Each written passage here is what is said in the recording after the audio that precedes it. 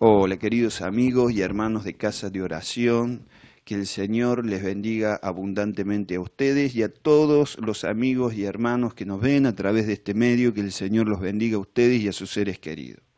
Bien, ahora vamos a ver un tema que está íntimamente relacionado con las iglesias evangélicas o protestantes. Como nosotros sabemos, dentro de nuestras iglesias, o quizás que también lo sepan, muchas personas que no son evangélicas, son de una iglesia cristiana pero no evangélica, nosotros nos regimos o observamos 5 principios a los cuales le llamamos 5 solas. Nosotros, una es sola escritura, otra es sola gracia, otra es sola fe, otra es solo Cristo y finalmente solo a Dios gloria. Ahora bien, ¿qué es lo que significa la primera sola que mencioné, sola escritura? ¿Qué significa esto? ¿Significa que los evangélicos lo único que hacemos para incrementar nuestro conocimiento del Señor es leer la Biblia únicamente? Bueno, la respuesta es no, no es así. Sola significa únicamente principio base y escritura, escritos o las escrituras de la Biblia. Sola escritura significa que solamente la Biblia o las escrituras tienen autoridad suprema para la fe y la práctica del cristiano. Autoridad suprema. La Biblia para nosotros es completa, autoritaria y verdadera. Según de Timoteo 3:16 dice: toda la escritura es inspirada por Dios y útil para enseñar, para redarguir, para corregir, para instruir en justicia, a fin de que el hombre de Dios sea perfecto, enteramente preparado para toda buena obra. La Biblia es la regla suprema de fe y moral para el cristiano. Escuche bien esto. El Señor despertó profetas que escribieran las divinas escrituras. Apaciéntese en ellas y tendrá un pasto que nunca engañe. Todo en cuanto en ellas se encuentre, gústelo y saboréelo bien. Lo que en ellas no se encuentre, repúdielo. Esto lo dijo Agustín de Hipona, o más conocido como San Agustín, en el libro En pastos jugosos apacentaré mis ovejas. La sola escritura fue el grito de guerra de la Reforma protestante cuando elevó a la escritura sobre la tradición, el concilio, el magisterio y el papado de la Iglesia católica en el siglo XVI. Recuerden que hasta ahí había 2 iglesias, la Iglesia católica y ortodoxa, y hubo una separación o un cisma en el siglo XVI en donde se separa la Iglesia católica de la Iglesia evangélica. No era la intención de los reformadores que hubiera esta división, precisamente lo que querían hacer ellos es una reforma y volver la Iglesia a los primeros tiempos o a los tiempos apostólicos y de los primeros padres. La palabra de Dios para nosotros es la única autoridad para la fe cristiana. Las tradiciones o transmisiones o comunicaciones, por si usted no sabe el significado, las tradiciones, las costumbres o prácticas solo son válidas cuando éstas están sólidamente basadas en las Escrituras. La sola Escritura no nulifica el concepto de las tradiciones o transmisiones eclesiásticas o de la Iglesia, más bien nos da una base sólida en la cual basar la fe o las prácticas o tradiciones de la Iglesia. Una frecuente objeción al concepto de la sola Escritura, que suelen hacerlos nuestros amigos o familiares católicos, es el hecho de que el canon del Nuevo Testamento no fue acordado oficialmente por al menos de 250 años desde la fundación de la Iglesia. Y entonces ellos suelen preguntar, ¿cómo entonces utilizarían los primeros cristianos la sola Escritura cuando ellos ni siquiera tenían el total de las Escrituras? ¿Cómo entonces podrían los cristianos que vivieron antes de la invención de la imprenta basar su fe y práctica en las Escrituras solamente si no había manera de que ellos tuvieran una copia completa de las Escrituras, esto reforzado también con los altos niveles de analfabetismo. Bueno, el problema con este argumento es que esencialmente está diciendo que la autoridad de las Escrituras, de la Biblia, está basada en su disponibilidad, y no es así. Este no es el caso. La autoridad de las Escrituras es universal porque es la palabra de Dios y no por la disponibilidad que tenga. Este hecho, o este argumento, en contra de la sola Escritura, en realidad esto nos debe servir de ejemplo para que no repitamos esa práctica en la medida que nos sea posible. ¿Qué debería haber hecho la iglesia primitiva? Y bueno, debería haberse realmente encargado de hacer las copias necesarias para que, aunque sea cada comunidad tuviera una copia lo más completa de lo que los apóstoles dijeron para poder seguir bien las enseñanzas de los apóstoles. Por otra parte, este principio puede ser contraproducente cuando es deformado o malentendido, y esto tenemos que tener muy en cuenta nosotros los evangélicos. Algunos cristianos creen que Dios nos manda a examinar solamente la Biblia para poder crecer o andar en la fe, y esto no es lo correcto, porque si así fuera, como le dije anteriormente, usted no concurriría a una iglesia a escuchar las enseñanzas de algún pastor. No es correcto creer que solamente puedo leer la Biblia, porque si fuera así, entonces ¿para qué usted está viendo ahora este video? Tener este tipo de creencia ha llevado a muchos a extraviarse de la fe y ahora vamos a hablar de este tema. Primera de Corintios, capítulo 12, versículo 28 dice: y aún nos puso Dios en la iglesia, primeramente a apóstoles, luego a profetas, lo tercero a maestros, luego a los que hacen milagros, después a los que sanan, los que ayudan, los que administran, los que tienen don de lenguas. Aquí nosotros podemos observar o ver que primero Dios pone o constituye a apóstoles y profetas, lo que nos habla indudablemente de la Biblia y su autoridad. Ellos están primero. Estos son el cimiento o el fundamento de nuestra fe. Podemos ver eso en Efesios capítulo 2, versículo 20. Todo lo que es en cuanto a doctrina de la salvación y de todo lo que se refiere a la iglesia, el fundamento, lo inerrante, lo infalible y en donde nosotros debemos sobreedificar es la palabra de Dios, los apóstoles y los profetas. Luego están, como dice las Escrituras, los maestros, que son las personas que el Señor ha dotado de un entendimiento y habilidades especiales para enseñar en la iglesia o para enseñar a la iglesia. Estos maestros no son, como las Escrituras, infalibles y están distribuidos a lo largo de todo el espacio y tiempo o era cristiana.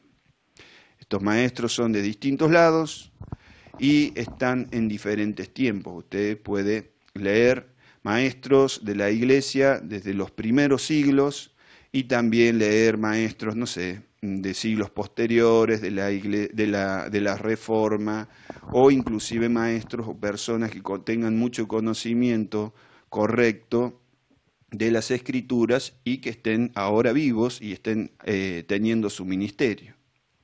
Hebreo capítulo 13, versículo 7 dice lo siguiente: acordaos de vuestros pastores que os hablaron la palabra de Dios. Considerad cuál haya sido el resultado de su conducta e imitad su fe. En este pasaje de las Escrituras nos está hablando de una o más generaciones pasadas y Pablo les dice que se deben acordar de ellos, considerar o evaluar el resultado de su conducta e imitarla. Nosotros debemos ver y evaluar los pastores o maestros del pasado y ver el resultado de su conducta, de su ministerio. observar la historia de la iglesia, ver qué personas realmente han resaltado o han hecho cosas significativas, tratar de entender qué es lo que ellos quisieron enseñar y verificar si hubo realmente fruto del Espíritu en ese ministerio, si hubo vida consagrada, si hubo salvación de almas, si hubo un avivamiento. Esas cosas nosotros tenemos que observar de los maestros que Dios ha dejado a lo largo de los siglos. Por eso dice, acordaos de vuestros pastores. Nosotros no podemos desechar directamente a personas que el Señor ha iluminado a lo largo de la historia sin siquiera examinar lo que ellos han dicho o han enseñado y sin considerar los resultados de su obra.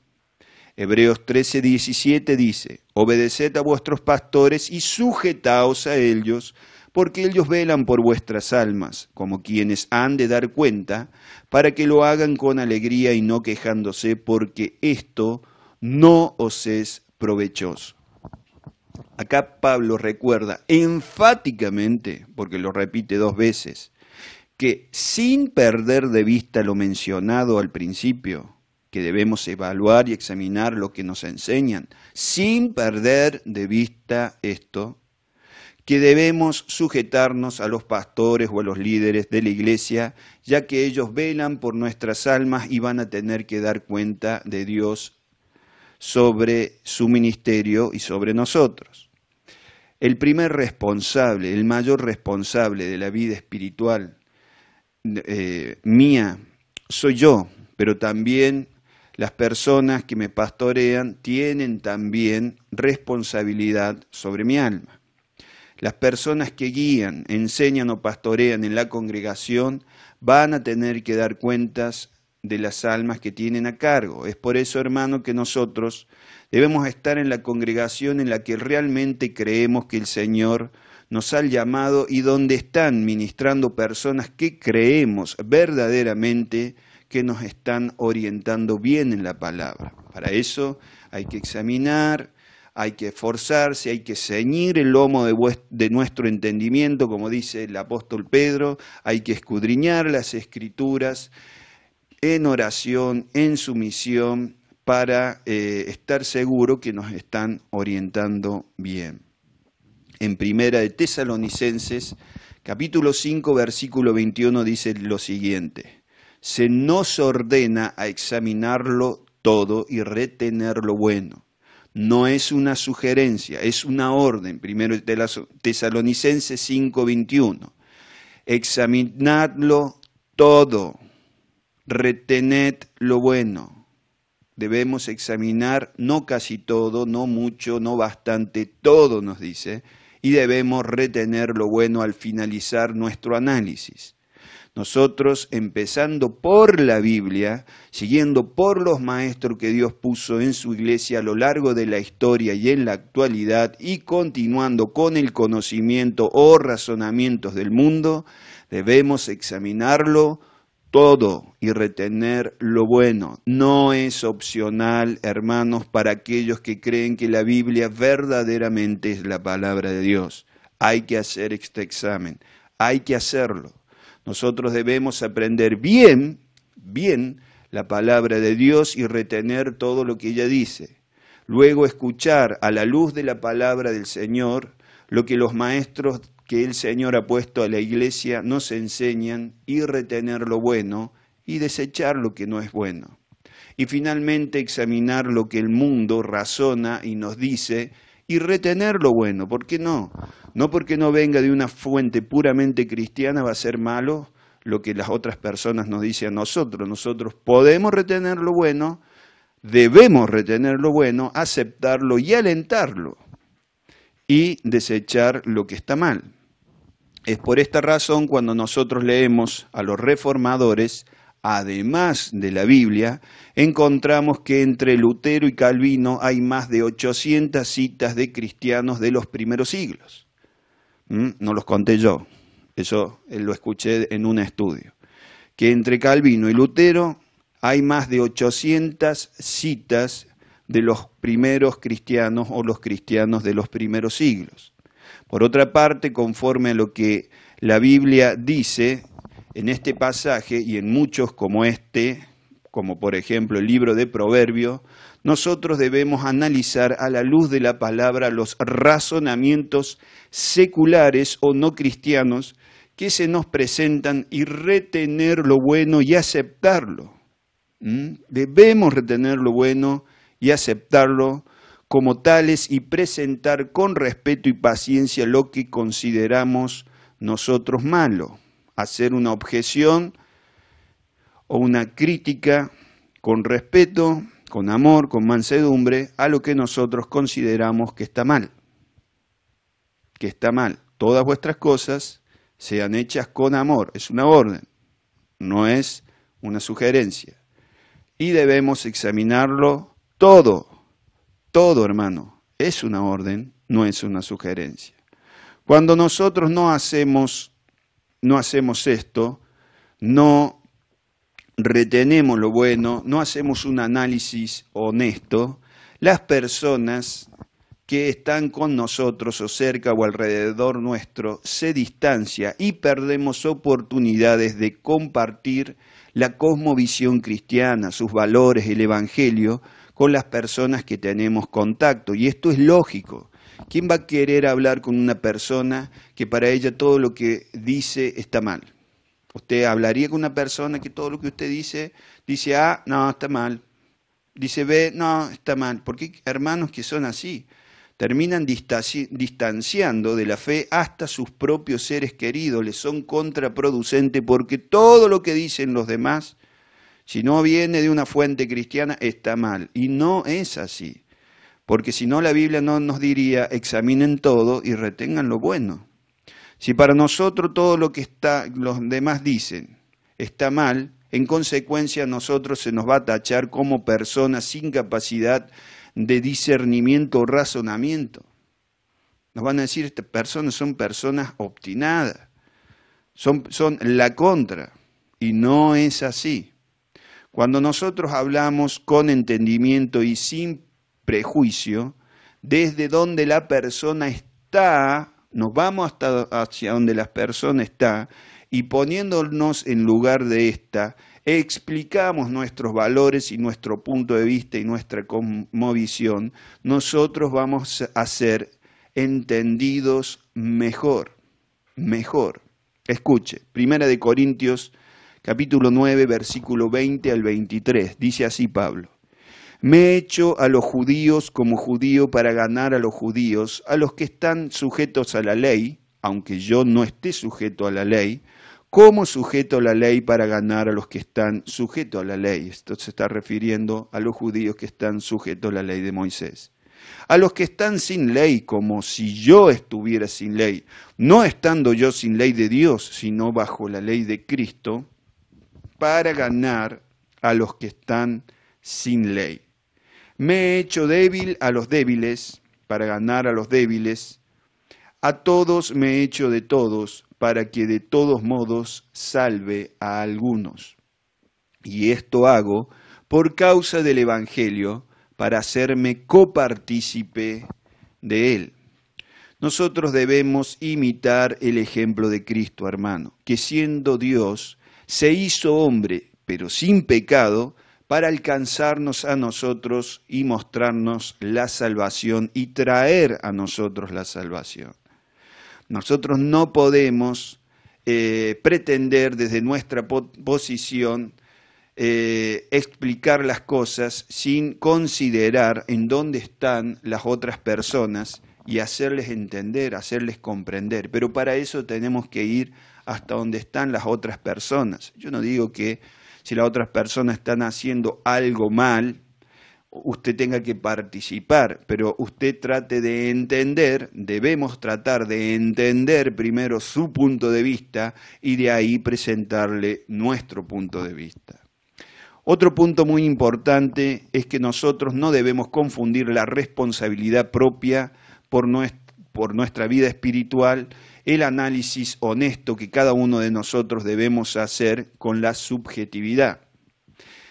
Es claro que el evangélico es una persona que está hecha, o el cristiano, está hecha para analizar para cuestionar, para hacerse preguntas, para preguntarse, para leer las escrituras, aprenderla y ir analizando la realidad a la luz de ellas. Es una persona que debe ser analítica, no solamente quedarse en el análisis, también tiene que practicar las escrituras, pero en primera instancia tiene que analizar la realidad, los ministerios, los consejos, las prédicas que ella recibe y todo a la luz de la palabra.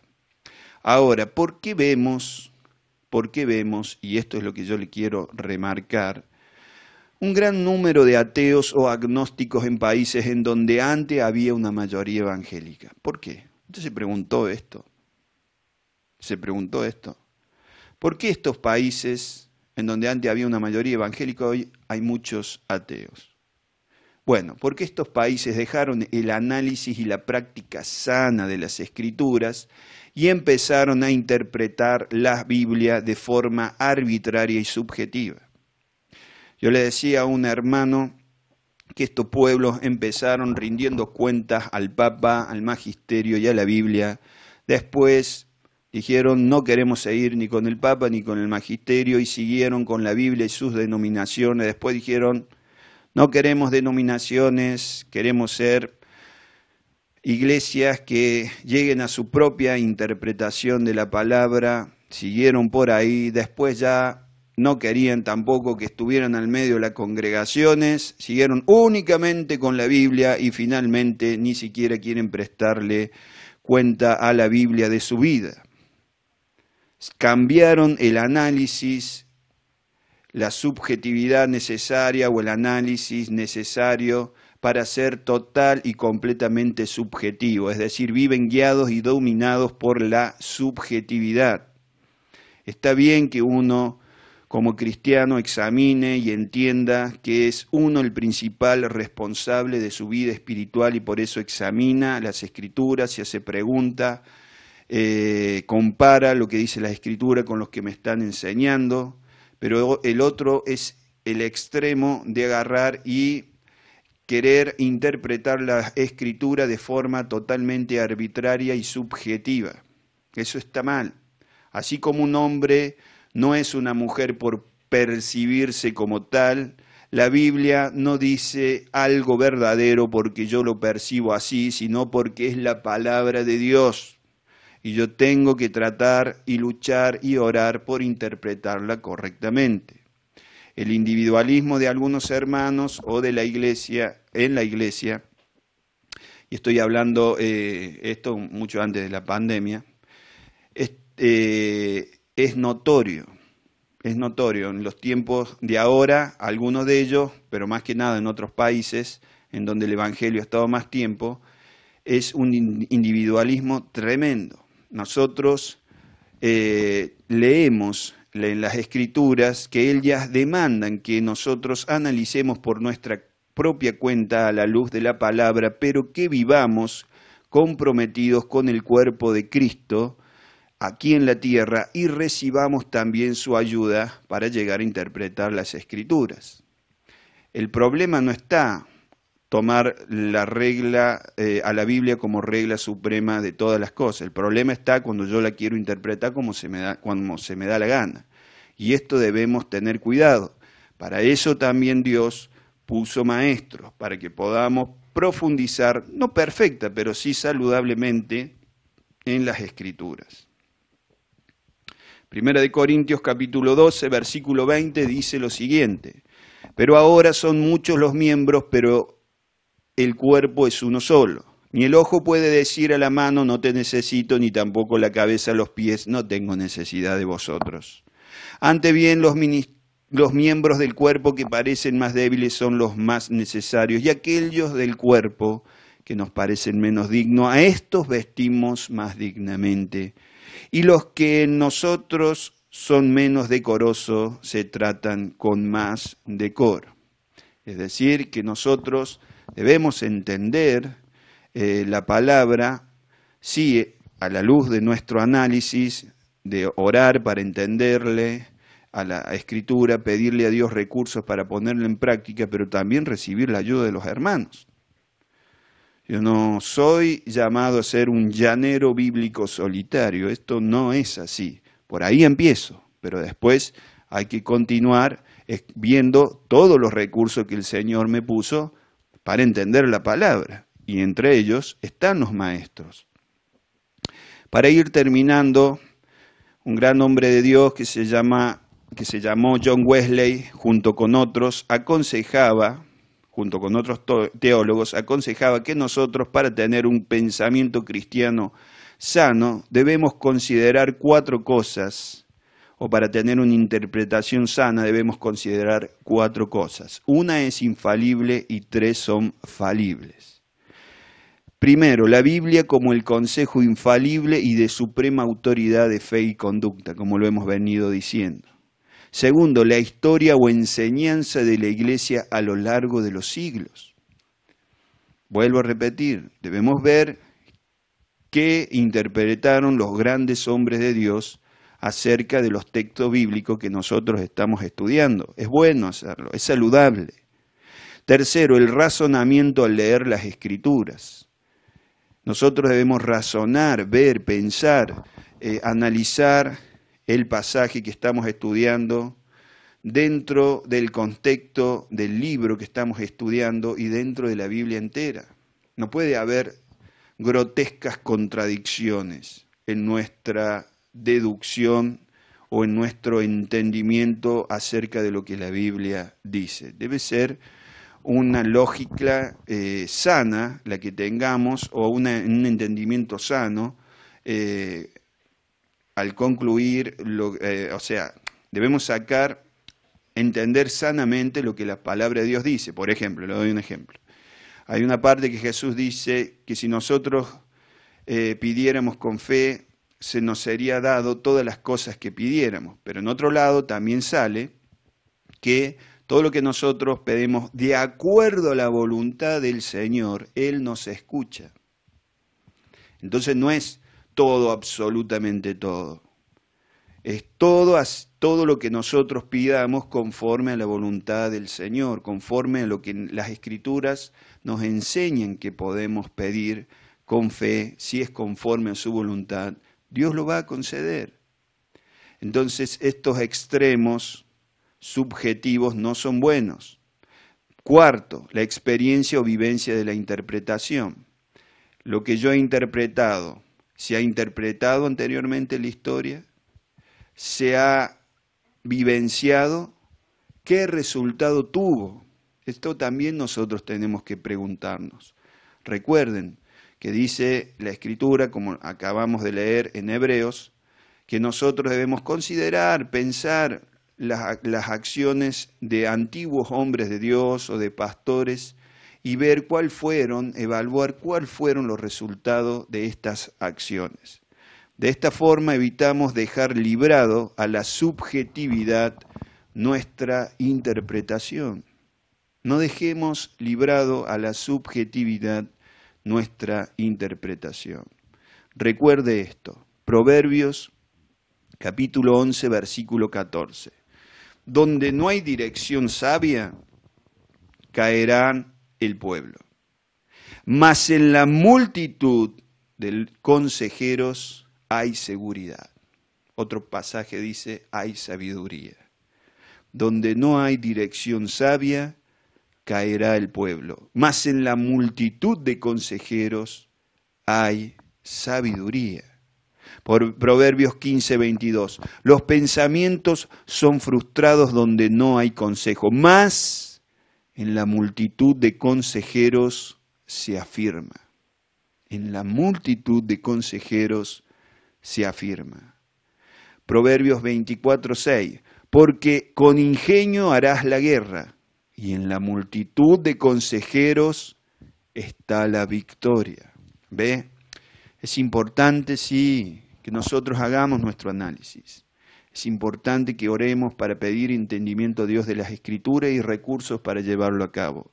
Pero también es importante que veamos las opiniones de otros hermanos, las opiniones de otros hombres de Dios del pasado que tuvieron un ministerio significativo, que hicieron avivamiento, que transformaron vidas, ver cómo ellos entendían estos pasajes. ver, analizar desde los cristianos los primeros siglos, también después de la Reforma, hermanos que algunas veces, o hermanos que no pertenecen a nuestra denominación, leer, ver, analizar lo que ellos dicen honestamente a la luz de las Escrituras y ver cómo ellos lo han empleado, cómo ellos lo aplicaron y ver si realmente dio un resultado aceptable, saludable, si hubo frutos, si hubo conversión, si hubo vidas transformadas. Eso tenemos que verlo, queridos hermanos. Debemos hacer este trabajo. Nosotros no carecemos de consejeros. Dios ha dado su Espíritu para guiarnos y a muchos maestros a lo largo de la historia. Sepamos reconocerlos y considerar las palabras de estos hombres de Dios.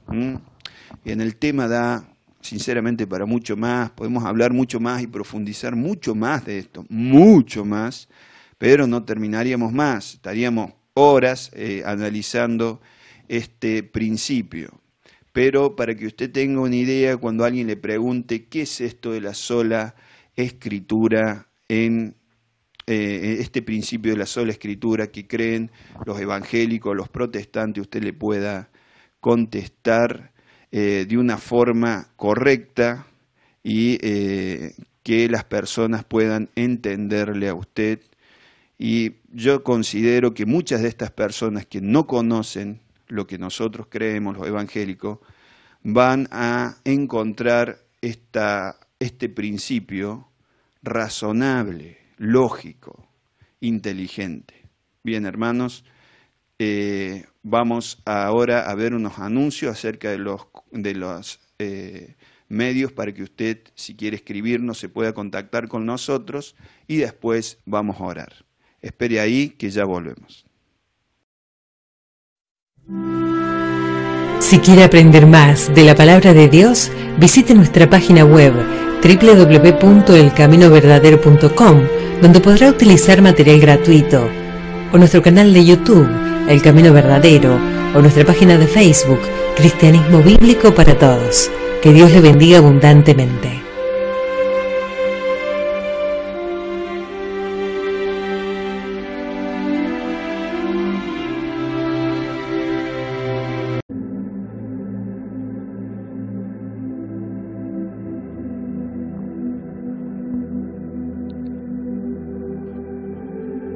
Haz bien a tu siervo que viva y guarde tu palabra. Abre mis ojos y miraré las maravillas de tu ley. Forastero soy yo en la tierra, no encubras de mí tus mandamientos. Quebrantada está mi alma de desear tus juicios en todo tiempo. Reprendiste a los soberbios, los malditos, que se desvían de tus mandamientos. Aparta de mí el oprobio y el menosprecio, porque tus testimonios he guardado. Príncipes también se sentaron y hablaron contra mí, mas tu siervo meditaba en tus estatutos. Pues tus testimonios son mis delicias y mis consejeros. Abatida hasta el polvo está mi alma, vivifícame según tu palabra. Te he manifestado mis caminos y me has respondido, enséñame tus estatutos. Hazme entender el camino de tus mandamientos para que medite en tus maravillas. Se deshace mi alma de ansiedad, susténtame según tu palabra. Aparta de mí el camino de la mentira y en tu misericordia concédeme tu ley. Escogí el camino de la verdad, he puesto tus juicios delante de mí. Me he apegado a tus testimonios, oh Dios, no me avergüences. Por el camino de tus mandamientos correré cuando tú ensanches mi corazón. Salmo 119. Todopoderoso Dios y Padre Santo, Dios bendito, es en el nombre de tu Hijo amado Jesucristo que nosotros nos presentamos delante de ti, Señor, humildemente, Señor,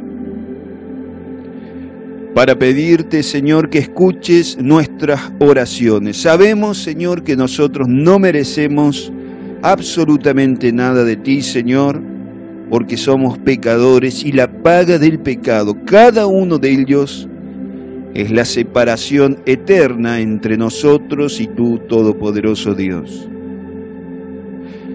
Pero también sabemos, como dice tu palabra, que clemente y misericordioso eres tú, Señor. Tardo para la ira, grande en misericordia. Tu palabra dice que tú eres amplio para perdonar a aquellos que se arrepienten de todo corazón. Por eso vamos a ti, Señor, y presentamos nuestras faltas, errores y pecados y te pedimos que nos perdones.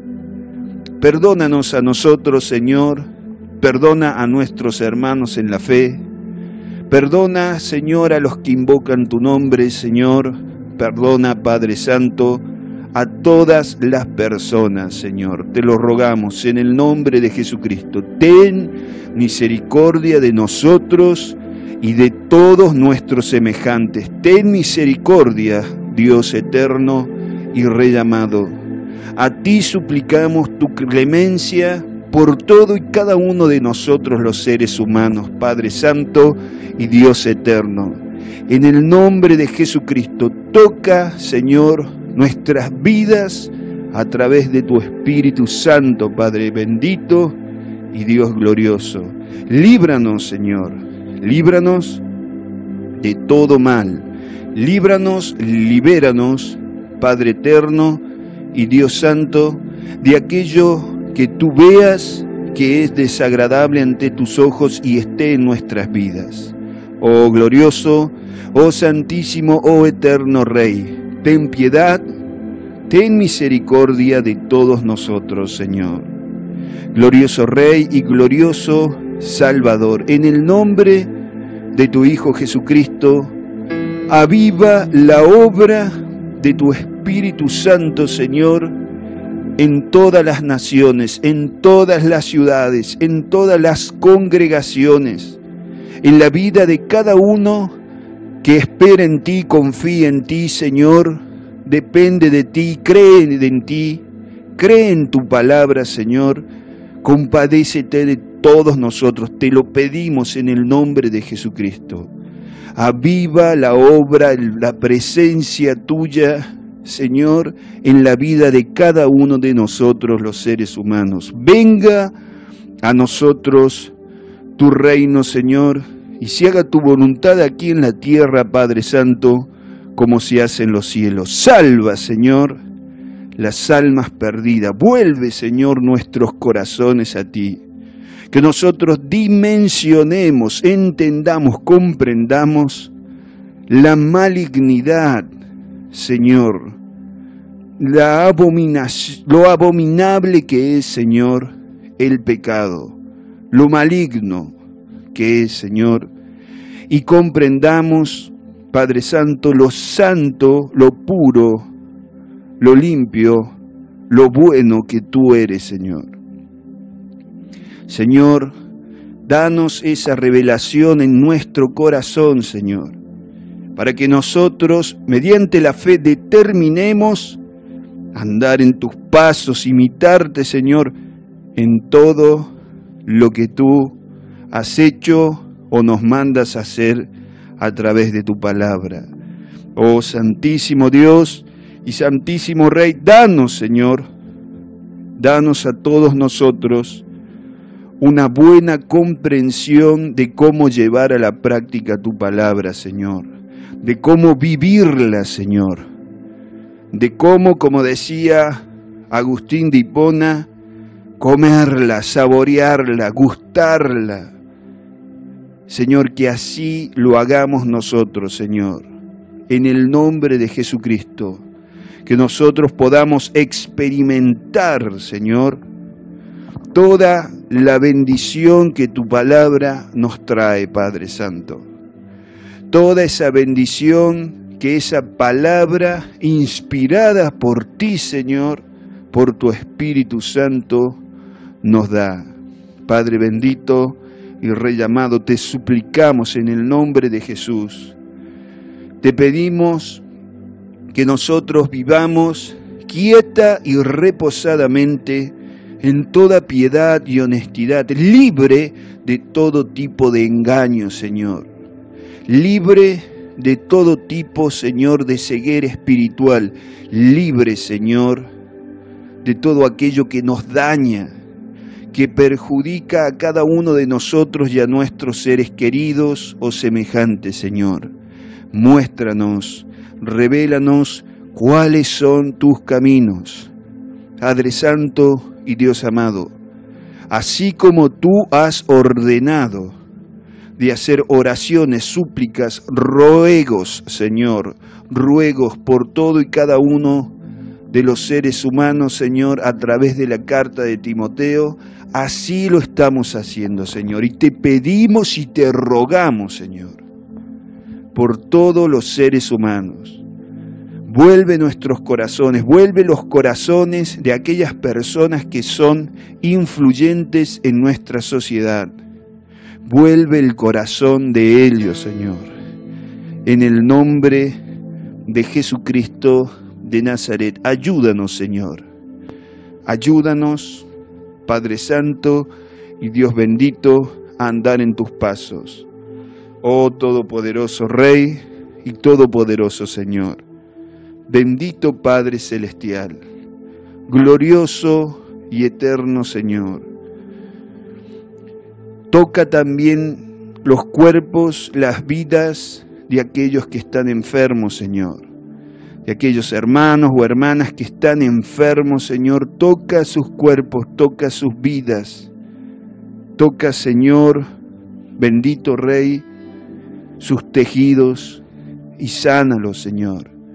Suple las necesidades físicas de aquellos que invocan de todo corazón tu nombre, espirituales y físicas. Suple sus necesidades, Señor. Te los rogamos, Señor. Da salud a su cuerpo, alma y espíritu, Señor, para su gloria y su honra. Da salud, Señor, en abundancia. Que esos ríos de agua viva que tú prometiste fluyan, Señor, en aquellos que invocan tu nombre, Señor.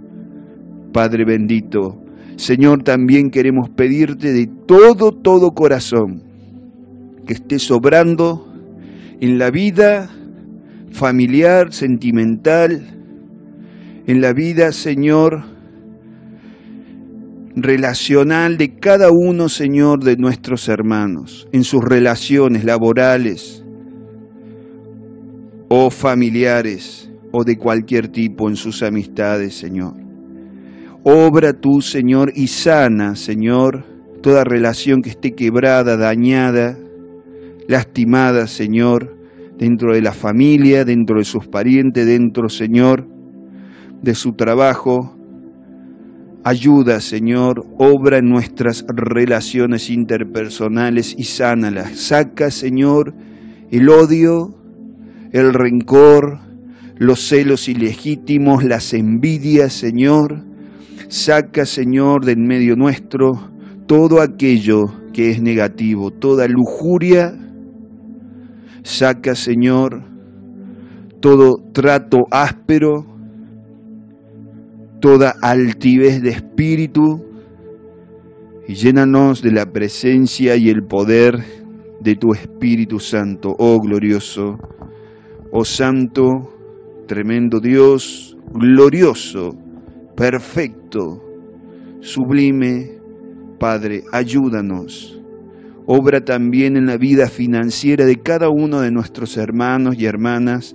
Dales un gran entendimiento y sabiduría de cómo administrar sus bienes, cómo administrar sus recursos, Señor. Suple las necesidades de nosotros, danos trabajo, Señor, para que nosotros nos ganemos el pan dignamente, Señor. Bendícenos, Señor, con trabajo, con un trabajo digno, con un trabajo, Señor, que nos sirva, Señor, para suplir nuestras necesidades y de aquellos también que necesitan, Padre Santo. Como dice tu palabra, el que robaba no robe más, sino que trabaje para sustentar a los suyos y para dar a aquellos que necesitan. Padre, danos sabiduría para ganar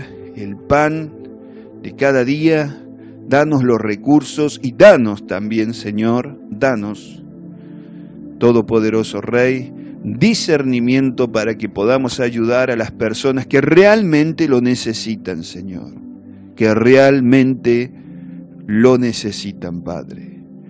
Oh Señor y Padre Santo, obra en los corazones y en las mentes de aquellos que aún no te conocen, en aquellos que están involucrados en las drogas, en aquellos que están involucrados en la delincuencia, en la prostitución. Señor, obra en la vida de estas personas y libera, Señor, a aquellas personas que estén cautivas con el ocultismo, Señor, con prácticas, Señor, que son abominables a tus ojos. Obra, Señor, toca estas vidas, toca estos corazones y vuélvelos a ti, Señor.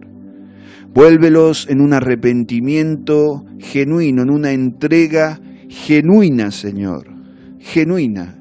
En el nombre de Jesucristo te lo pedimos, Señor. Vuélvelo, Padre Santo, para que su nombre, Señor, sea glorificado en la salvación de las almas.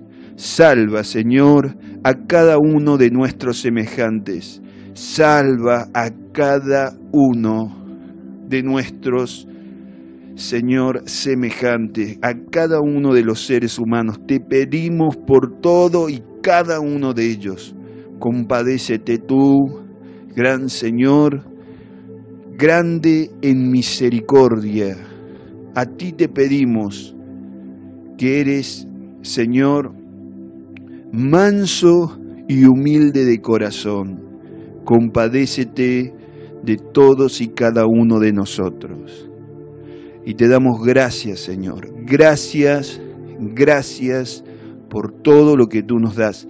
Gracias, Señor, por todo lo que tú nos das. Gracias por cómo tú eres. Gracias por tu carácter, Señor. Gracias te damos, Señor, por tu maravillosa palabra, por tu maravilloso Espíritu Santo. Gracias te damos, Señor, por todas tus bendiciones. Muchas gracias te damos por todas las situaciones que tú nos permites o nos haces pasar. Muchas gracias, porque sabemos, Señor, que, como dice Pablo en la carta a los Romanos, los que aman a Dios, todas las cosas les ayudan a bien, Señor. Gracias, gracias, Señor, que cada día te amemos verdaderamente más y más a ti y nos entreguemos más a obedecer tu palabra, para su gloria, Padre, y su honra, en el nombre del Señor Jesucristo. Muchas gracias. Hable con Dios, entréguele su vida, dígale: Señor, recíbela, a ti te la entrego por completo. Désela a Él. Dígale: Señor, toma el control de mí a través de tu Espíritu Santo y haz de mí la persona que tú quieres que yo sea. Enséñame, oh Dios, el camino de tus estatutos y lo guardaré hasta el fin. Dame entendimiento y guardaré tu ley y la cumpliré de todo corazón. Guíame por la senda de tus mandamientos, porque en él ya tengo mi voluntad. Inclina mi corazón a tus testimonios y no a la avaricia. Aparta mis ojos, que no vean la vanidad. Avívame en tu camino. Confirma tu palabra a tu siervo, que te teme. Quita de mí el oprobio que he temido, porque buenos son tus juicios. He aquí, yo he anhelado tus mandamientos. Vivifícame en tu justicia. Venga a mí tu misericordia, oh Dios, tu salvación conforme a tu dicho, y daré por respuesta a mi avergonzador que en tu palabra he confiado. No quites de mi boca en ningún tiempo la palabra de verdad, porque en tus juicios espero. Guardaré tu ley siempre, para siempre y eternamente, y andaré en libertad, porque busqué tus mandamientos. Hablaré de tus testimonios delante de los reyes, y no me avergonzaré, y me regocijaré en tus mandamientos, los cuales he amado. Alzaré asimismo mis manos a tus mandamientos que amé, y meditaré en tus estatutos. Bendito seas, Todopoderoso. Salmo 119. Gracias te damos, Señor, por todo lo que tú has hecho por nosotros. Muchas gracias, en el nombre de Jesucristo. Amén.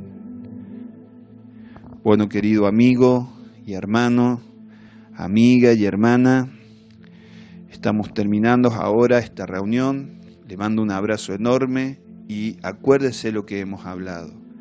Leamos su palabra, oremos y busquemos entender con todos los recursos que el Señor nos da para poder ponerla en práctica.